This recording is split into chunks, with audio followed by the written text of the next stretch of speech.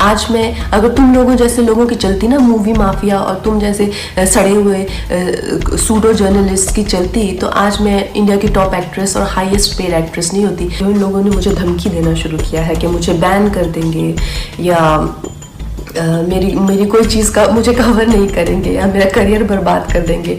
अरे नालायकों, देशद्रोहियों, बिकाऊ लोगों, तुम लोगों को खरीदने के लाखों भी नहीं चाहिए। तुम लोग तो इतने सस्ते हो, 50-60 रुपए में बिछ जाते हो।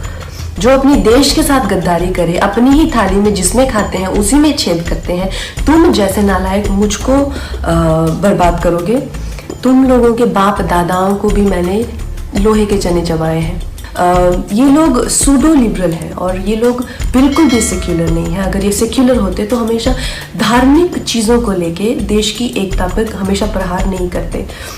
नमस्कार दोस्तों, आज मैं अपनी जो हमारी इंडियन मीडिया है उसके बारे में आपसे कुछ कहना चाहती हूँ।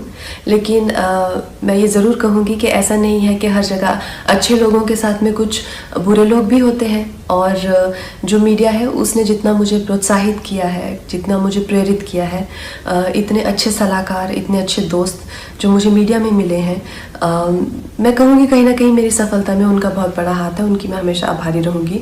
लेकिन जो दीमक की तरह जो एक सेक्शन मीडिया का है जो हमारे देश में दीमक की तरह लगा हुआ है और उसको धीरे धीरे करके उसकी गरिमा को, उसके स्मिता को, देश की इंटेग्रिटी को, देश की एकता को आए दिन अटैक करता रहता है। आए दिन इनके जो भी है झूठी अफवाहें फैलाते रहते हैं। अपने गंदे भद्दे विचार, देशद्रोहिता के जो विचार हैं वो ओपनली सबके सामने रखते हैं। और इनके खिलाफ हमारे कॉन्स्टिट्यूशन में किसी भी तरह का कोई भी ना पेनल्टी है और ना ही कोई सज़ा है।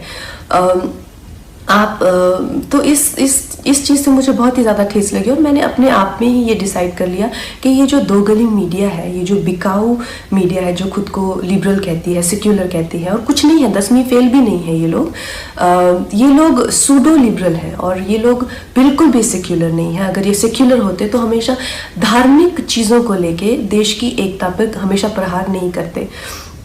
ऐसे ही एक चिंदी से जर्नलिस्ट को मैं 1-2 दिन पहले एक प्रेस कॉन्फ्रेंस में मिली। तो उसी की तरह बहुत सारे लोग हैं जो जितने भी हमारे जो सीरियस इश्यूज़ हैं, हमारे जो सीरियस कॉजेज़ हैं। वर्ल्ड एनवायरनमेंट में डे के दिन मैंने प्लास्टिक बैन को लेके एक कैंपेन किया था, जिसमें मैंने प्लास्टिक के खिलाफ ईशा योगा सेंटर के साथ में काफ़ी कुछ एक्टिविटीज़ की थी। इस जर्नलिस्ट को मैंने उसकी खिल्ली उड़ाते हुए देखा। फिर मैंने काउ स्लॉटर के अगेंस्ट, एनिमल क्रूलिटी के अगेंस्ट एक कैंपेन किया, उसका भी ये मजाक उड़ा रहा था। एक शहीद पे मैंने फिल्म बनाई, उसके नाम की खिल्ली उड़ा रहा है। और प्लीज़ आप ये गौरतलब ये है कि इनके पास किसी भी तरह का कोई तर्क वितर्क, समीक्षा या विचार जो कि एक पत्रकार का हक है, उस तरीके से नहीं गाली गलौज करके, गंदी बातें लिख के, प्रोफेशनल ट्रोल्स जो हैं खुद को मुफ्त का खाना खाने पहुंच जाते हैं ये हर जगह प्रेस कॉन्फ्रेंस पे। मैं जानना चाहती हूँ कि कोई तो क्राइटेरिया होना चाहिए कि अगर आप खुद को जर्नलिस्ट कह रहे हैं, क्या आपने किया हुआ? मुझे एक अपना लिखा हुआ कोई ना कोई एक पीस या एक ब्लॉग, जैसे मैं खुद को अगर कलाकार कहती हूँ तो कुछ तो होना चाहिए टू माई क्रेडिट। आप खुद को क्यों पत्रकार कह रहे हैं? किस लिए आप पत्रकार बने हुए हैं? इन 3-4 लोगों ने मिलकर, क्योंकि मैंने उस इंसान के प्रश्नों का उत्तर देने से मना कर दिया, मैंने कहा कि इंटरनेशनल को मैं क्यों एंटरटेन करूं, मेरे पास किसी भी तरह के देशद्रोही के लिए 0% टॉलरेंस है।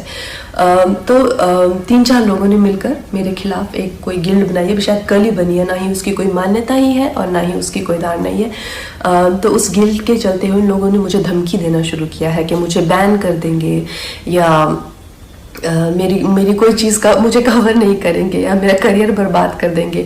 अरे नालायकों, देशद्रोहियों, बिकाऊ लोगों, तुम लोगों को खरीदने के लाखों भी नहीं चाहिए। तुम लोग तो इतने सस्ते हो, 50-60 रुपए में बिछ जाते हो।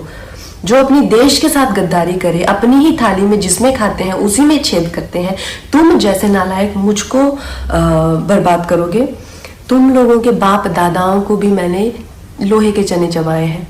आज मैं अगर तुम लोगों जैसे लोगों की चलती ना मूवी माफिया, और तुम जैसे सड़े हुए सूडो जर्नलिस्ट की चलती, तो आज मैं इंडिया की टॉप एक्ट्रेस और हाईएस्ट पेड एक्ट्रेस नहीं होती। मैं तुम्हारे सामने हाथ जोड़ती और कह रही हूँ कि प्लीज़ मुझे बैन करो, क्योंकि मैं नहीं चाहती कि मेरी वजह से तुम लोगों के घर में चूल्हा जले।